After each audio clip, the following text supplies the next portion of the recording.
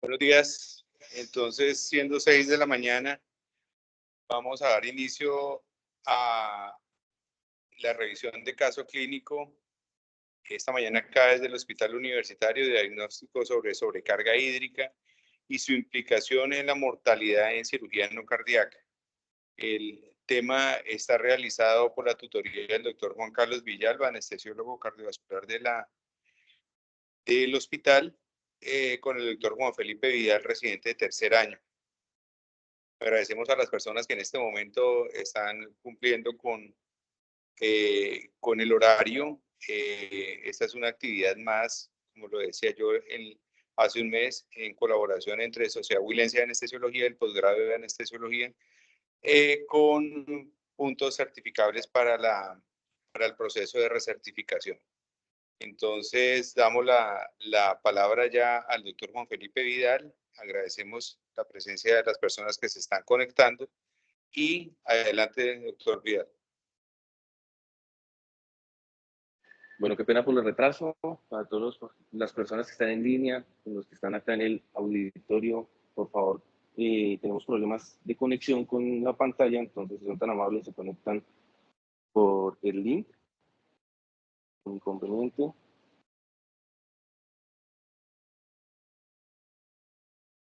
Entonces, bueno, un poco de retraso, vamos a agilizar un poco la cuestión. Vamos a hablar sobre el diagnóstico de sobrecarga hídrica y su implicación en la mortalidad en la cirugía no cardíaca. Mi nombre es Juan Felipe Martínez y a toda la presentación que hizo muy amablemente el doctor Gordillo. Y el contenido de la charla consiste en la presentación del caso, la evaluación de la congestión venosa, el protocolo de su utilidad clínica, limitaciones y la conclusión que este va a dar paso. Por otro lado, tenemos un paciente de 78 años de edad, masculino, proveniente de origen y procedencia de Pitalito, el cual consulta el 26 de marzo del presente año debido a un cuadro clínico de una semana de evolución consistente en salida de secreción pura y lenta de la región external. Es de resaltar que el paciente refiere desde el año de la cirugía, él tenía un antecedente de un recambio valvular mitral, una prótesis biológica en el 2015, y desde ese año presentó una fístula sin salida de secreción del material de salida purulenta hasta el 2020, motivo por el cual consulta sin otro tipo de sintomatología adicional. El paciente tiene antecedente de hipertensión arterial, diabetes, enfermedad pulmonar obstructiva crónica, cardiopatía isquémica y es además portador de marcapaso. En cuanto al tratamiento farmacológico, está beta bloqueado, tiene un inhibidor del IECA y atorvastatina. Por otro lado, es un paciente con una baja red de apoyo y mal informante. En cuanto al examen físico, de resaltar, pues la parte de la presencia de 2 fístulas en la línea media y la secreción.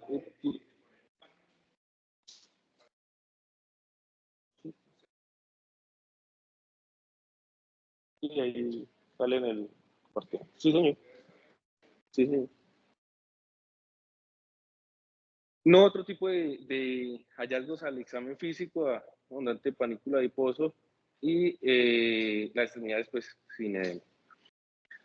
Se diligencia o se refiere a una evaluación a cirugía vascular, el cual se encuentra un trayecto fistuloso en el esternón y lo cual requieren descartar una osteomielitis crónica. Ellos con múltiples paraclínicos de ingreso determinan que el paciente usa con una osteomielitis y un absceso generado en esa parte, motivo por el cual refieren paso a cirugía para drenaje del mismo, lavado y colocación de dispositivo bajo. Estos son los paraclínicos del paciente. Podemos observar que tiene una anemia en rango no transfusional, unos tiempos normales, una creatinina con un boom levemente elevado, el resto de paraclínicos dentro de límites normales. Por otro lado, se le hace una valoración preanestésica que como hallazgo adicional se encuentra una movilidad del cuello limitada un test de mordida no realizable, dado que el paciente pues no es muy buen colaborador y además que la dentadura propia de la arcada inferior no está completa y pretende un diente centinela. Por otro lado, en esta valoración, aparte de su examen físico ya previamente resaltado, podemos nosotros determinar un ecocardiograma que tuvo el 31 de marzo previo a la intervención, en el cual tiene una fracción de eyección preservada del 59% con una función sistólica conservada. Es de resaltar también que tiene una dilatación ventricular severa y una PSAP de 53 milímetros de mercurio, es decir, no clasifica como una hipertensión pulmonar severa, sino un riesgo de hipertensión pulmonar moderada y a través de eso también se evidencian dispositivos en cavidades derechas. Por otro lado, con todo este análisis y su clase funcional 2 de 4, nosotros como servicio de anestesia entonces se realiza la aprobación del procedimiento, se autoriza el mismo, se indica la reserva de hemoderivados, un riesgo quirúrgico intermedio y ayuno que se debe cumplir. Posterior a eso, el paciente ingresa al primer procedimiento sin ninguna complicación y es en el segundo procedimiento donde se evalúa o se evidencia que el paciente 6 días después del primer procedimiento se encuentra con aumento del perímetro abdominal y edema de miembros inferiores. En ese caso, nosotros se realiza una evaluación perioperatoria con ultrasonografía, generando un estado congestivo del paciente.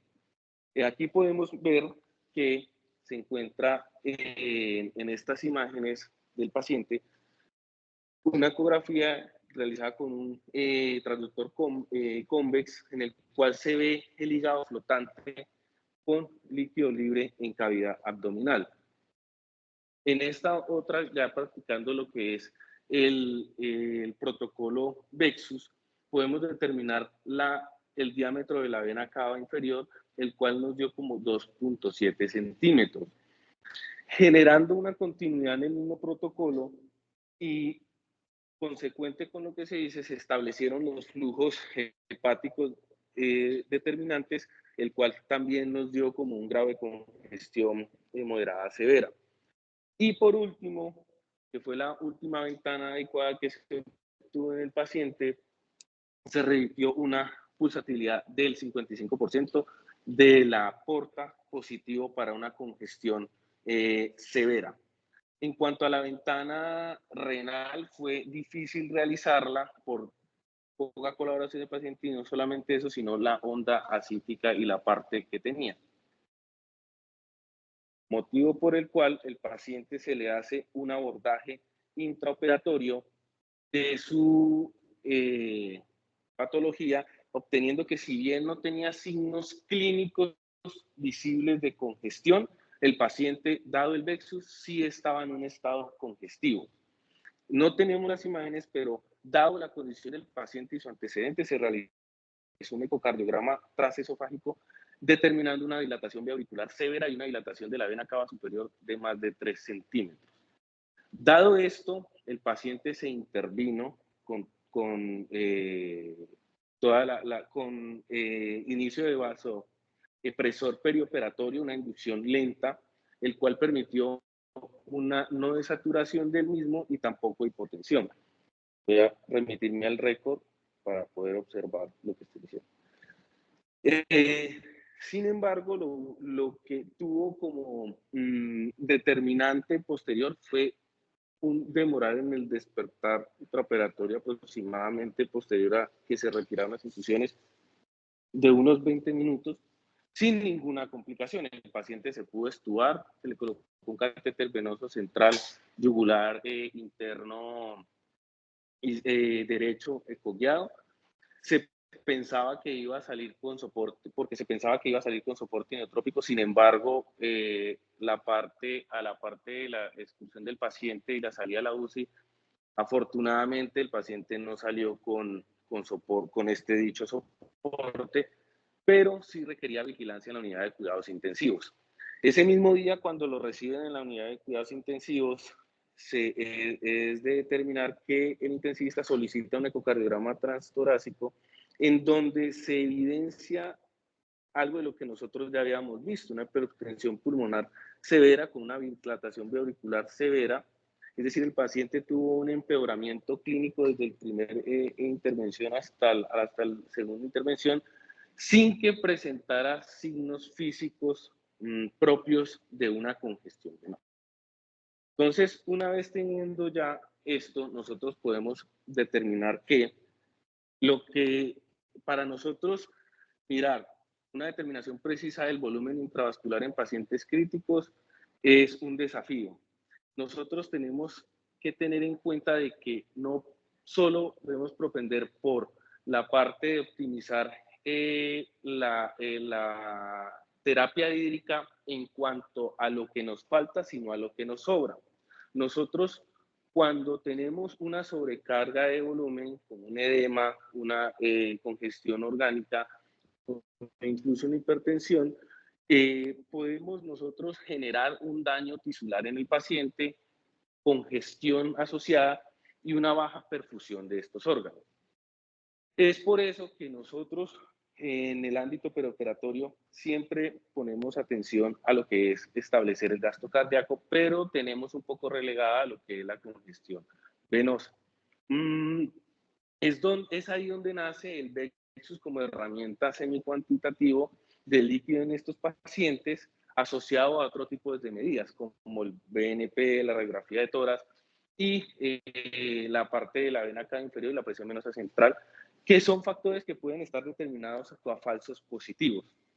Y son aquellas situaciones en las que nosotros tenemos que tener en cuenta este protocolo como ayuda, debido a que la congestión venosa hace parte, o el volumen venoso hace parte de 2/3 de ese volumen sanguíneo no estresado, que puede utilizarse también como un deterioro en el rango de la función renal, en la insuficiencia cardíaca, y este líquido se puede pasar o puede sobrepasar al lecho vascular, disminuyendo lo que ya hablábamos, la perfusión de los órganos. Por otro lado, también influye de manera directa en el gasto cardíaco, recordando una de las fórmulas establecidas, que es la presión arterial media menos la presión venosa central sobre las resistencias vasculares sistémicas. Nosotros al tener un incremento de la presión del volumen o la presión venosa sistémica independiente del curso de la congestión, generamos en una disminución de la presión de perfusión y con ellos compromiso tisular de la oxigenación. Por otro lado, por la parte biomecánica, también se estimula un estrés generando asociación en presencia de radicales libres, perpetuando un estado inflamatorio y un daño endotelial, desarrollándose un edema cardiogénico. Es ahí donde nosotros tenemos que tener unas herramientas para evaluar el volumen intravascular de ese paciente. Tenemos la parte clínica, que es el examen físico, la historia clínica, que eso ya lo conocemos, la evaluación de los edemas, y también tenemos las variaciones dinámicas como el volumen sistólico y la evaluación de la presión venosa central. Por otro lado, hay el advenimiento de la ultrasonografía en este tipo de pacientes.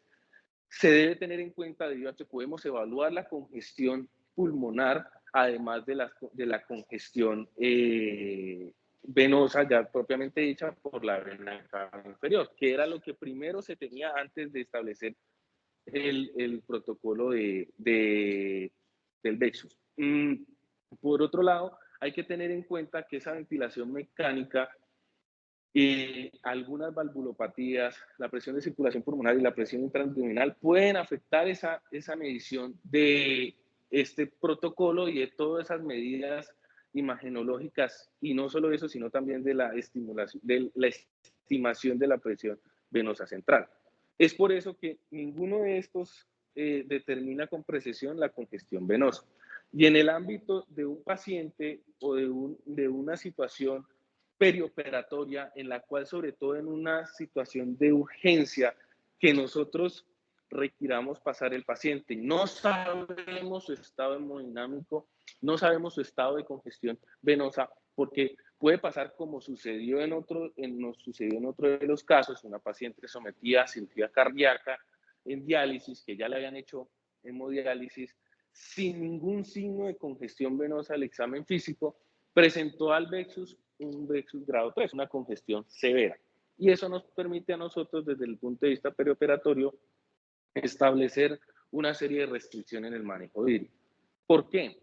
Porque el Vexus o la evaluación venosa por ultrasonografía, que es lo que traduce sus siglas, nos permite a nosotros minimizar el suministro de líquidos estableciendo el adecuado volumen intravascular de ese paciente. Por eso, y después, para eso, esto se requiere y es dado para reducir las causas o la insuficiencia renal aguda, que es una parte supremamente importante de la morbimortalidad de los pacientes. Este protocolo, si bien se puede aplicar a todos los pacientes, tiene un papel muy importante en aquellos pacientes cardiópatas, aquellos pacientes con nefropatía congestiva que van a ser llevados a algún tipo de procedimiento quirúrgico. Y para ello se hizo una serie de evaluaciones y determinantes para tener una consecución de puntajes asociados a esta congestión venosa.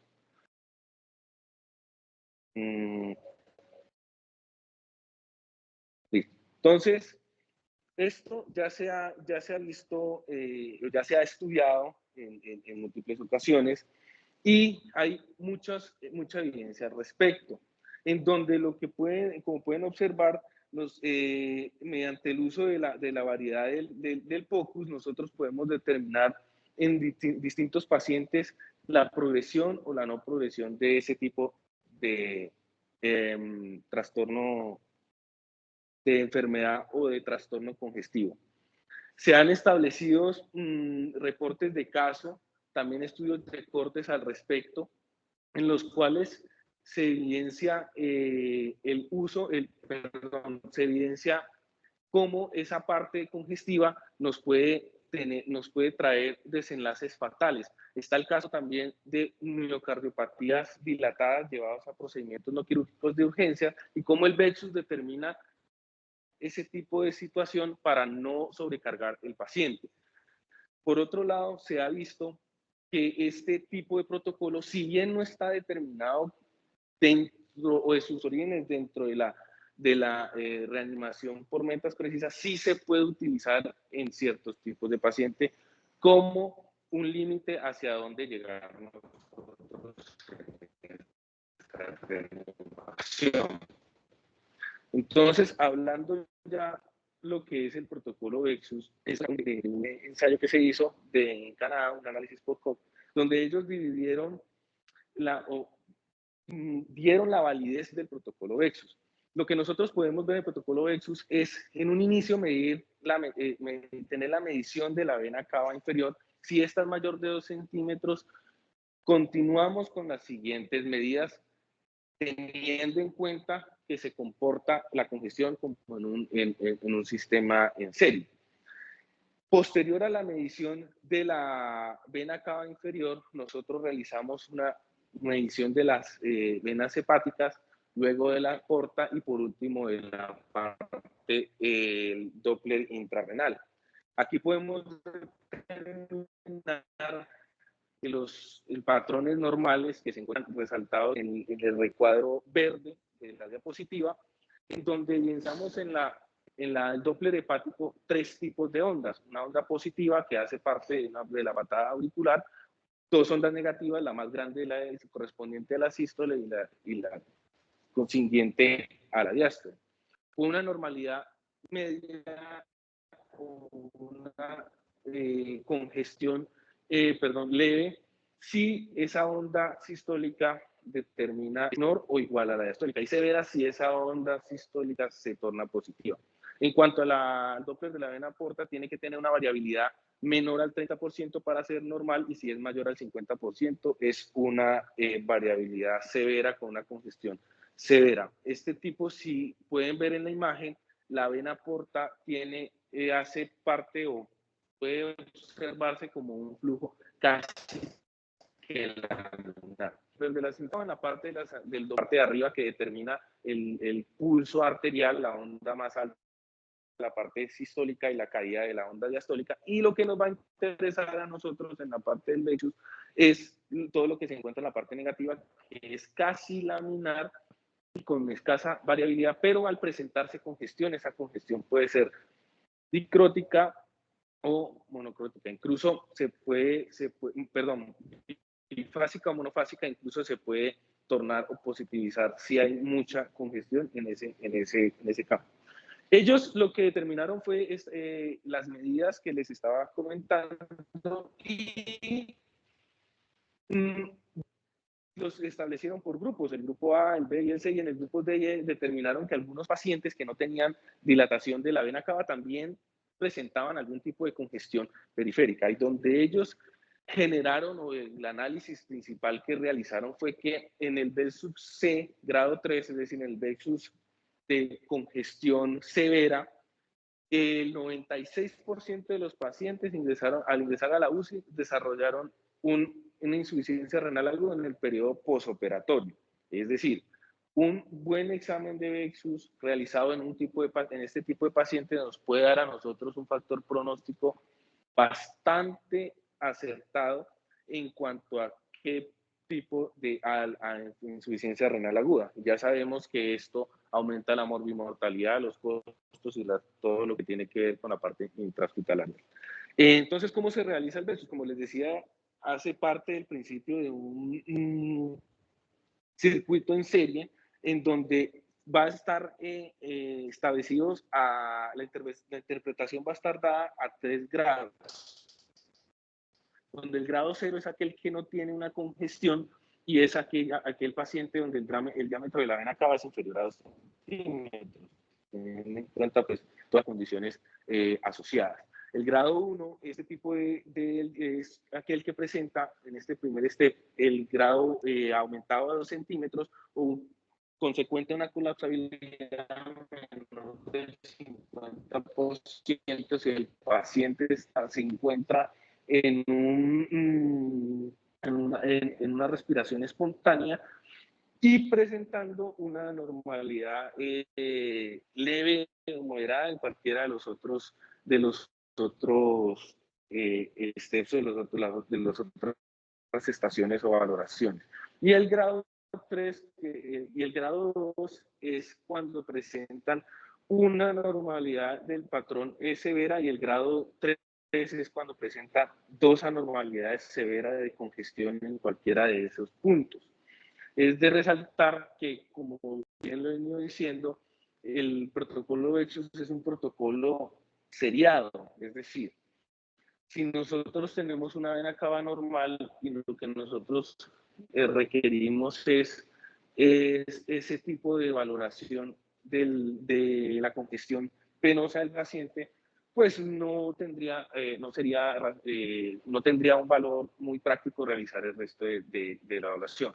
Pero si nosotros presentamos un grado de congestión y tenemos algún tipo de alteración o un transductor, un convex, se pone la ventana a través de la ventana subsifoidea con el cursor hacia la izquierda del paciente si es convex o si es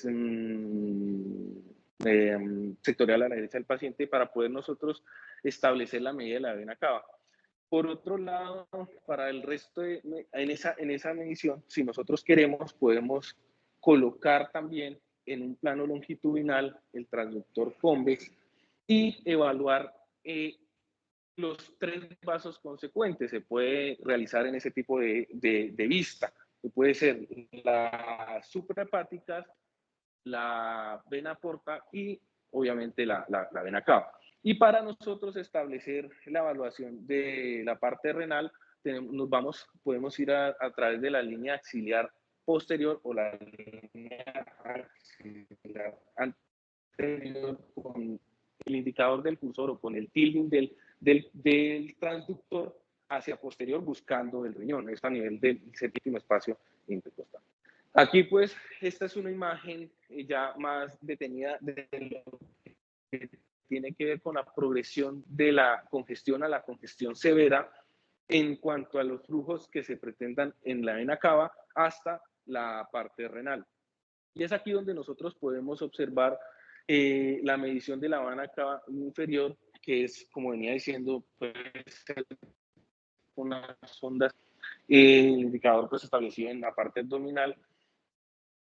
Y nosotros, el paciente debe estar en decúbito supino, nosotros poder incluso determinar el Doppler pulsado para saber si estamos frente a la vena cava o a la aorta. Otra de las situaciones que a nosotros podemos determinar como la vena cava es que se encuentra a nivel intrahepático.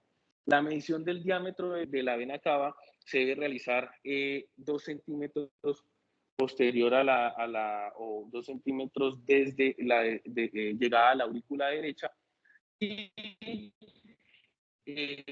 medir pues el diámetro transverso como lo habíamos visto en la presentación del caso.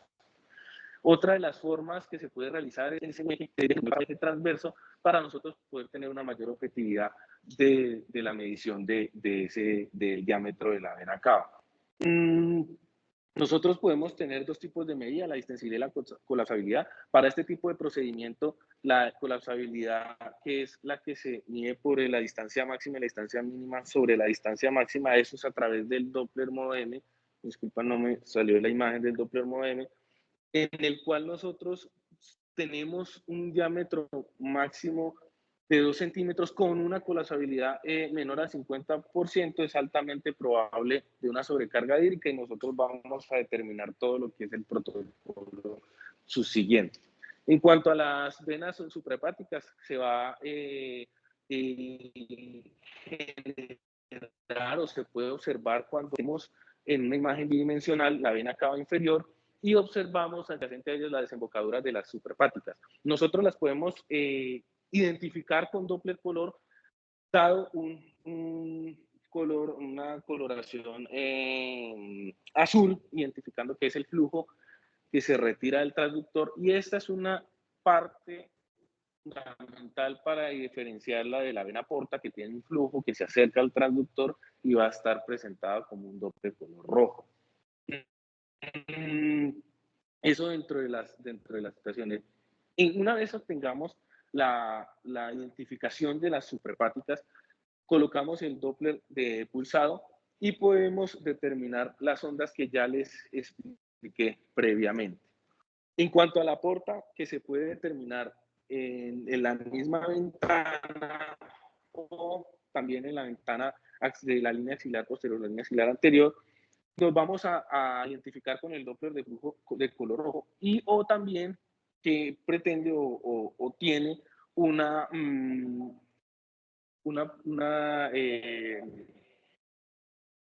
tiene una capa más gruesa o una pared más gruesa con respecto al otro.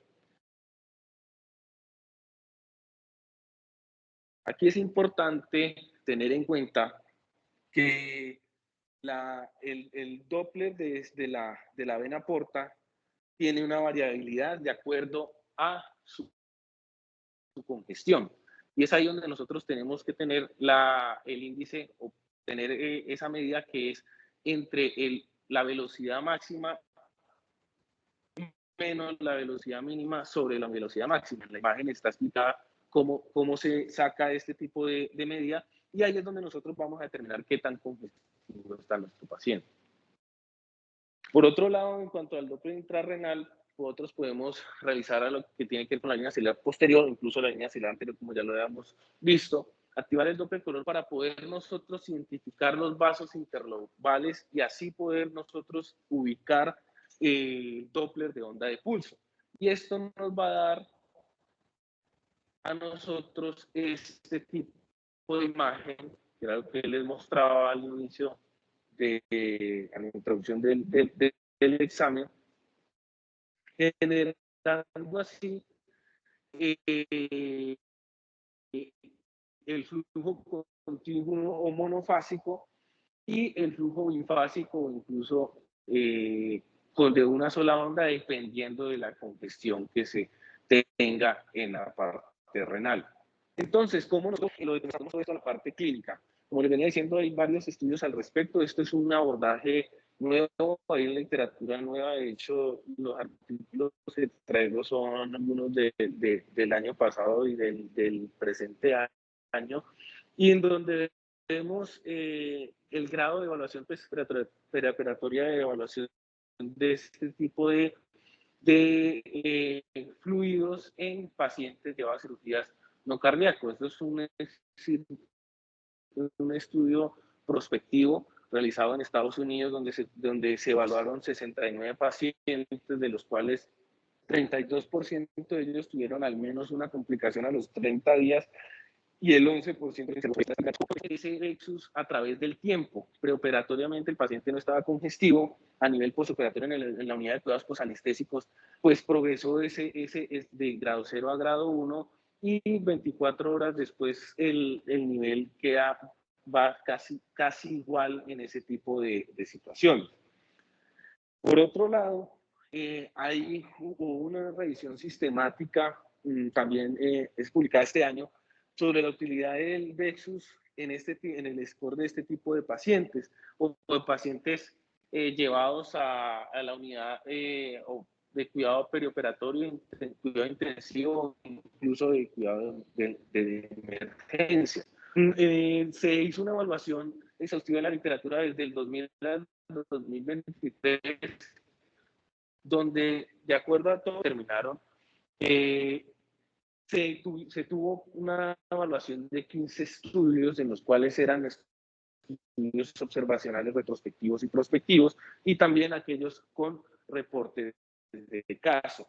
Lo que se llama la atención es que no se evaluaron o no encontraron ensayos clínicos hasta la fecha de evaluación, eso hasta mayo del 2023, que intervinieran o que tuvieran en cuenta los criterios que ellos determinaron. Ellos lo que es que a través del tiempo, en estos reportes de casos en los cuales se evaluaban el protocolo Vexus, según su puntuación, se hacía la intervención, y posterior a la intervención se realizaba el score Vexus para determinar si había una mejoría o no.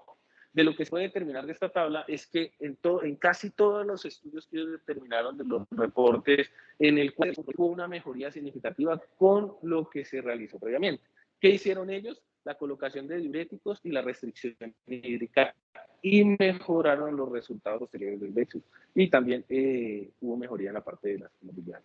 Por otro lado, la predicción del Vexus el Vexus como predictor de riesgo de enfermedad renal aguda, insuficiencia renal aguda, se determinó en este tipo de estudios, si bien no son muchos pacientes, lo que se determinó es que el puntaje que más es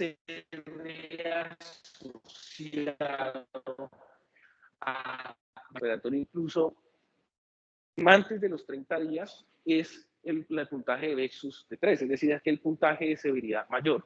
El puntaje de Vexus 1 o 2, que es aquella congestión moderada, leve moderada, se encontró que no tiene una diferencia significativa en cuanto a la presencia de insuficiencia renal aguda. Sí, en el análisis POHOC que les mostraba al comienzo, se determinó que este riesgo relativo de presentar en pacientes que no tienen congestión, a tener una congestión severa, de sufrir un tipo de insuficiencia renal aguda, bien sea intrahospitalariamente o a los 30 días después, aumentaba 8 veces más de aquellos que no tenían un puntaje, o sea, que tenían un puntaje de Vexus completamente normal. Y aquellos que tenían un puntaje, si bien no es estadísticamente significativa por el grupo, por el peso de la muestra, se vio que hasta 3 a 4 veces más podían sufrir este tipo de insuficiencia renal. Esto pues es lo que tiene que ver con los parámetros de la interpretación de lo que les estaba diciendo. Ellos compararon o asociaron el versus con otro tipo de medidas que se pueden determinar, como la dilatación, solamente ver la dilatación de la vena cava inferior, la dilatación o el Doppler de vena femoral, que es otro de los hitos que está teniendo o que está entrando en juego por su rapidez en la realización del mismo, y que están comparándolo con el protocolo Vexus. En esto encontraron pues que había buena relación entre este tipo de evaluación de la vena, sobre todo el Doppler de la vena femoral, con respecto al Vexus. A ver si o se tiene como una evaluación asociada más rápida que el Vexus, o se entra dentro del protocolo Vexus extendido como tal. Por otro lado, traía este artículo que es una revisión lo que tiene que ver con el manejo de pacientes con cardiopatías dilatadas, en las cuales nosotros tenemos un punto clave, y es evitar la sobrecarga de líquidos. Y lo resalto porque es casi que mandatorio para nosotros, hablando desde el punto de vista de anestesia, realizar este tipo de evaluación en este tipo de pacientes. Nosotros nos vamos a enfrentar a pacientes con fracción de eyección deprimida, miocardiopatía dilatada, y como bien lo he dicho en los casos anteriores, no necesariamente tienen una congestión, un edema periférico, pero sí una congestión que puede impactar, o que impacta, mejor dicho, en su mortalidad a corto plazo. Y es por eso que traía este caso clínico en el cual es un hombre masculino de 49 años de edad que presenta una hernia encarcelada con una miocardiopatía de una FEI del 20%, una clase funcional menor a 4 METs, el cual ingresa de observación perioperatoria por el anestesiólogo, que tiene un puntaje de Vexus 3, grado 3. Dado esto, se decide realizar un manejo conservador, se coloca la terapia,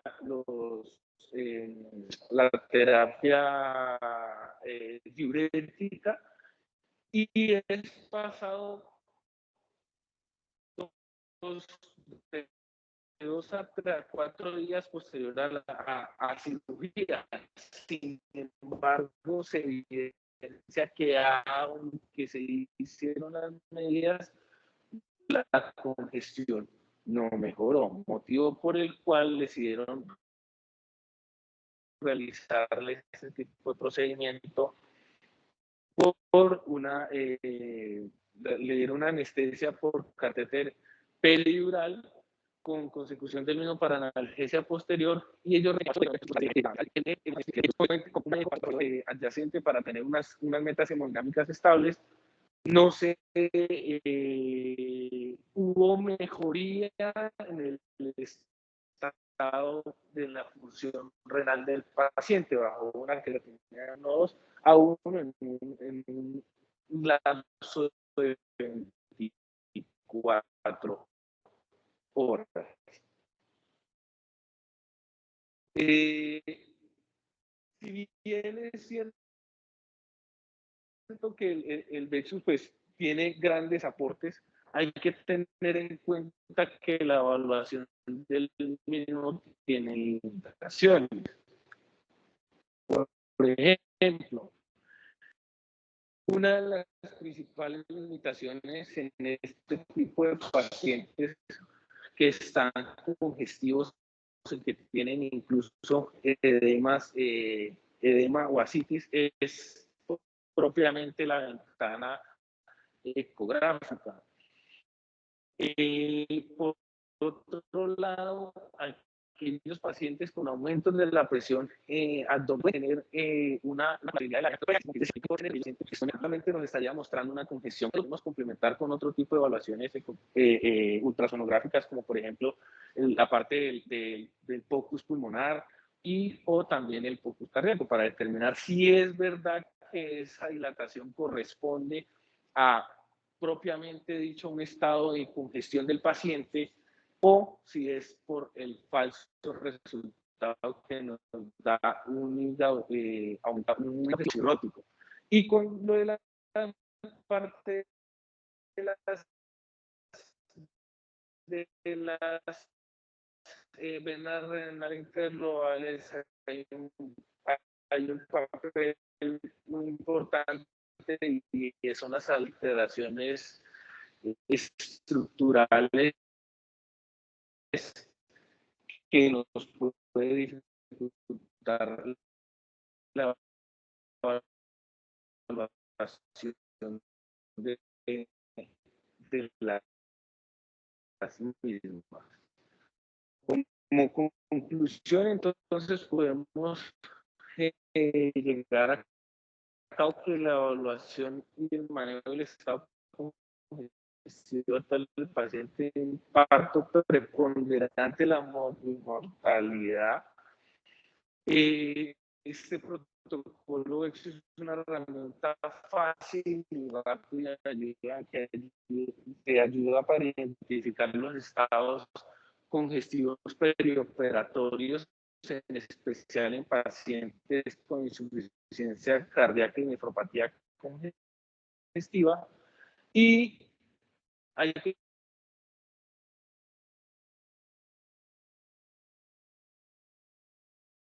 tener en cuenta limitaciones para no sobreestimar los hallazgos del Vexus. Y le adicionaría bueno, hay que tomar siempre la evaluación de este tipo de pacientes con este. Yo creo que falta poco para que le cambiemos el nombre de Vexus, porque realmente lo que estamos haciendo es una valoración del sistema de congestión derecha. Y se llamó Vexus porque pues era una forma de establecer el sistema de sobrecarga hídrica. Pero el sistema derecho, y sobre todo, pues se puede, ese aumento de presiones retrógradas puede deberse a dos situaciones: aumento de la presión del circuito por carga o por presión, quiere decir por volumen o por presión. Entonces, si hacemos Vexus, estamos hablando solamente de volumen, pero generalmente esto puede verse exactamente con congestión por aumento de las presiones retrógradas desde el corazón izquierdo o del sistema pulmonar, como en el caso, por ejemplo, de hipertensión pulmonar secundaria por EPOC, enfermedades pulmonares, falla derecha por enfermedad coronaria, por decir algo derecho. O sea, puede haber muchas otras condiciones que generan los mismos resultados del Vexus. Entonces, el Vexus, en términos generales, no es que esté evaluado solamente o esté falsamente evaluando el exceso. Lo que estamos evaluando son los cambios en los gradientes que existen en el sistema derecho. Luego, este examen es simplemente una extensión de la semiología. Estamos hablando de una extensión del examen físico. No estamos hablando de nada más que una extensión. Hoy en día que podemos tener ultrasonido, bueno, hace muchísimos años, pero está llegando hasta hace unos pocos años como a entenderse que esto es parte de un examen que tenemos que hacerle al paciente y ya no dejarlo como una situación como un examen extraño, como hecho por algunas otras personas especialistas. No, esto se está volviendo un examen como una extensión semiológica que debemos tener a todo paciente. Entonces, ¿qué nos podemos encontrar? Precisamente esa dilatación se debe a algo. Y esa dilatación del sistema derecho y con cambios en la dinámica se deben precisamente a que el volumen sistólico derecho no logra evacuar adecuadamente hacia el sistema izquierdo. Por cualquiera de las condiciones, por hipervolemia o porque hay aumento de las resistencias del sistema derecho. Eso genera que hemodinámicamente no solamente dilatación retrógrada, aumento de las presiones retrógradas, sino cambios en esa diferencia que debe existir para que el sistema venoso pueda drenarse a la aurícula derecha. Si ese gradiente se disminuye, pues disminuye todos los gradientes a niveles de todos los órganos que están de ahí hacia abajo.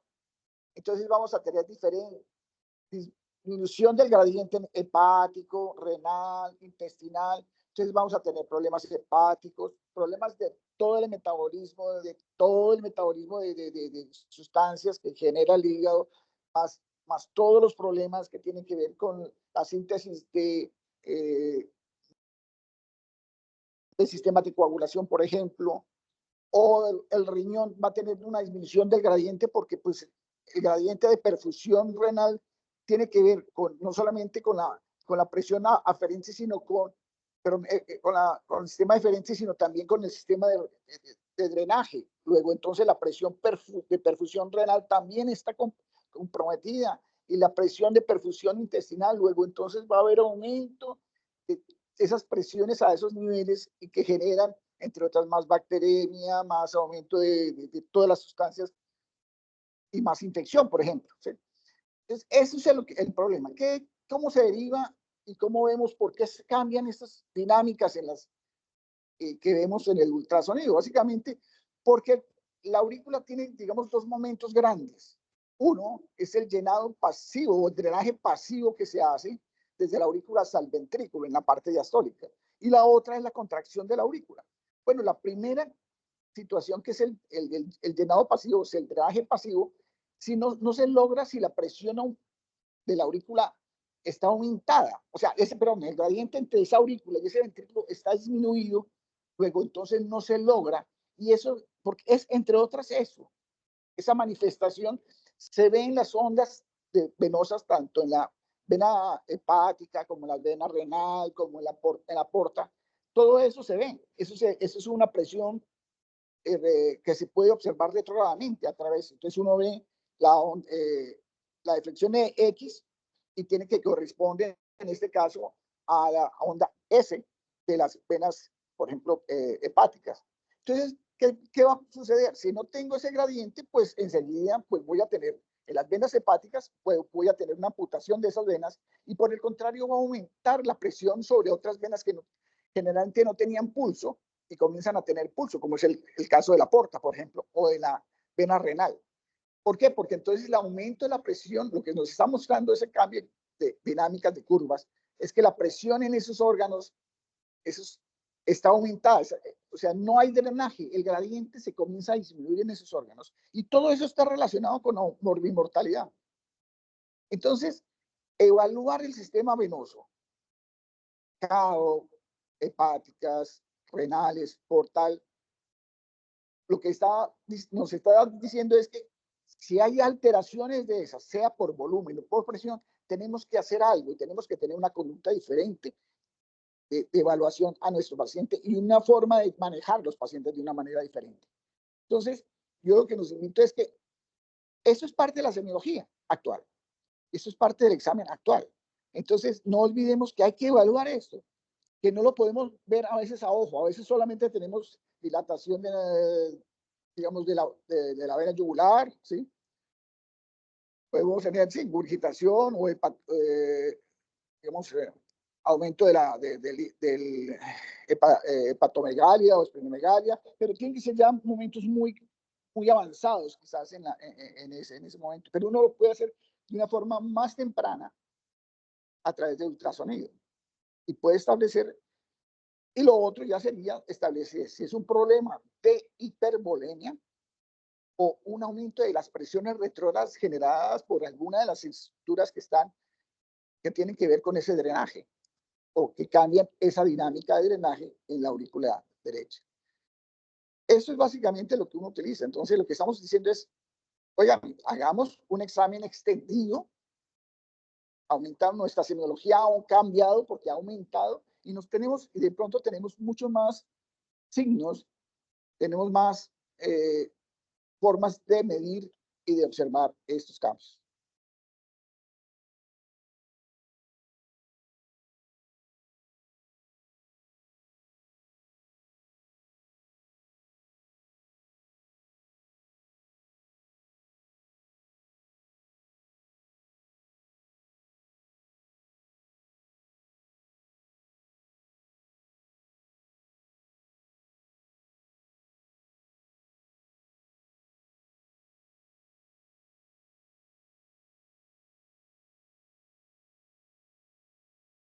Es un paciente que tiene una afectación de nuestras cavidades, ¿sí? Auriculares, y que tenía antecedentes de una lesión valvular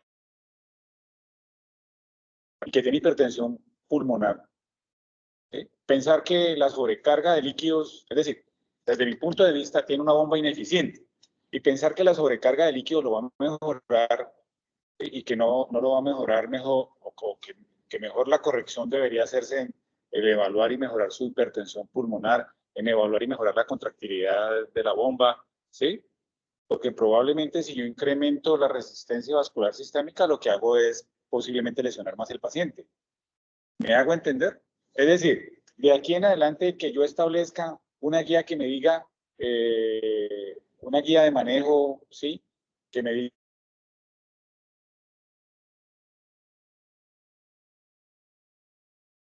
me da las herramientas suficientes como para pensar que a todo el mundo le ponga, lo exprima y le saque la volemia porque es que tiene sobrecarga, ¿sí? A eso me refiero, a la interpretación real de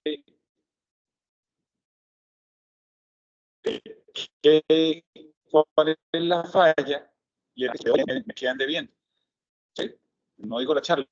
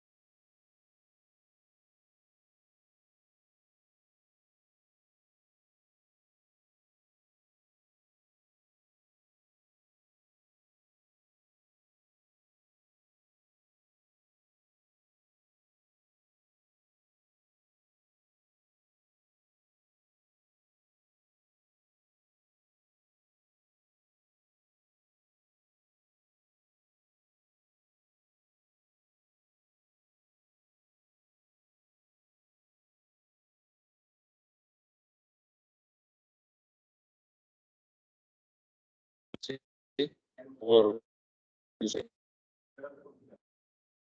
serían las sugerencias que me hacer y cuál sería la recomendación para implementar un manejo en el cual posiblemente el resultado final del paciente sea lo mejor, porque pues si es algo en lo cual yo me pueda esperar algo de su función cardíaca, listo, pero si no tengo ninguna herramienta o el paciente es una emergencia, me toca pasarlo así y probablemente te muera cualquier otra cosa menos de su problema cardiovascular. Bueno, una cosita sobre. Es que no le trajimos todo el caso porque ahí sí quedamos peor de locos. Vean. No, es que no. Te lo voy a resumir de esta forma. Se lo voy a resumir y por qué. No, lo que quiero, aquí lo que estamos vendiendo es una parte que es básica y clara, que es exploren un poco más allá. O sea, aumenten su semiología para votar por el mismo. Pero miren, pero le voy a contar para que quede. Este es un paciente que tiene un posoperatorio de un cambio valvular mitral y por alguna razón, bueno, se infectó, ¿no? Vamos, después de, por eso llegó, fue por una infección, más una, no fue una mediastinitis, sino una osteomielitis externa, por eso se operó como 10 años antes.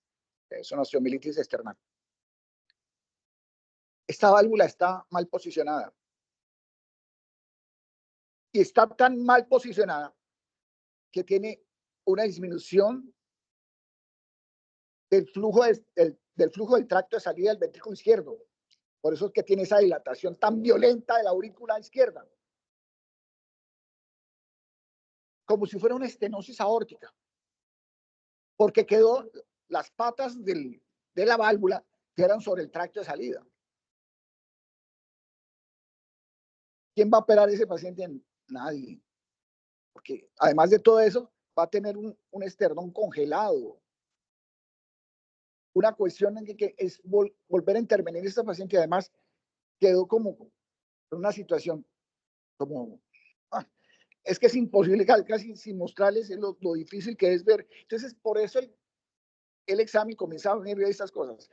Cuando yo le digo VEXUS, realmente este paciente no tiene un exceso de volumen, por eso le decía, y usted puede generar la misma semiología, quiere decir, lo mismo dilatación pulmonar, de la cava, como aumento o los cambios dinámicos sobre eso, ya no como usamos el VEXUS en este caso, pero no es un VEXUS, quiere decir, no es un exceso de volumen. ¿Cómo se establece un exceso de volumen? Porque generalmente hay ondas B en el Doppler pulmonar. Cuando uno ve el pulmón debe tener unas ondas B, quiere decir que también está congestivo el pulmón. Que en este caso también puede estar, porque es que la aurícula también está aumentada. Pero lo que quiere decir que es que hay dos sistemas, o por volumen o por presión. En este caso, esta congestión es por presión. ¿Y usted cómo sabe que es, entre otras, que es agudo o crónico? Porque si late el ventrículo derecho, y si es crónico es porque el ventrículo derecho además está hipertrofiado. Usted va a encontrar hipertrofia de la pared libre del ventrículo derecho, y eso le dice a usted que es crónico. Entonces, que esa presión es crónica. Eso es lo que le dice a usted. Si usted no tiene una presión, un aumento de la hipertrofia del ventrículo derecho de la pared libre, quiere decir que es más agudo. Y entonces de pronto sí puede ser sobrecarga. ¿Sí? Porque el ventrículo derecho se dilata muy rápidamente, a diferencia del izquierdo. ¿Sí?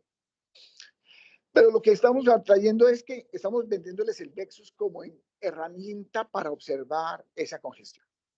Y cómo hay que abordar y cambiar nuestro paradigma sobre cómo manejar los pacientes o cómo observarlos.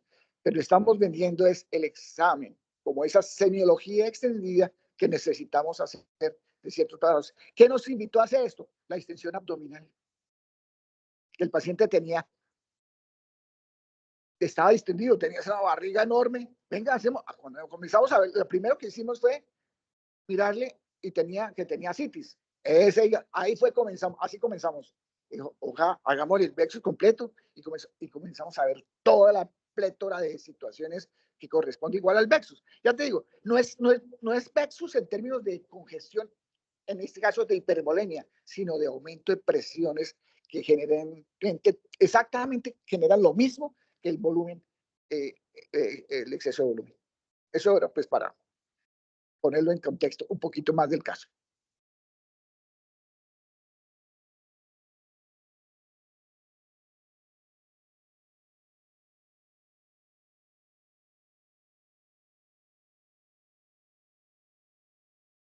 Muchas gracias.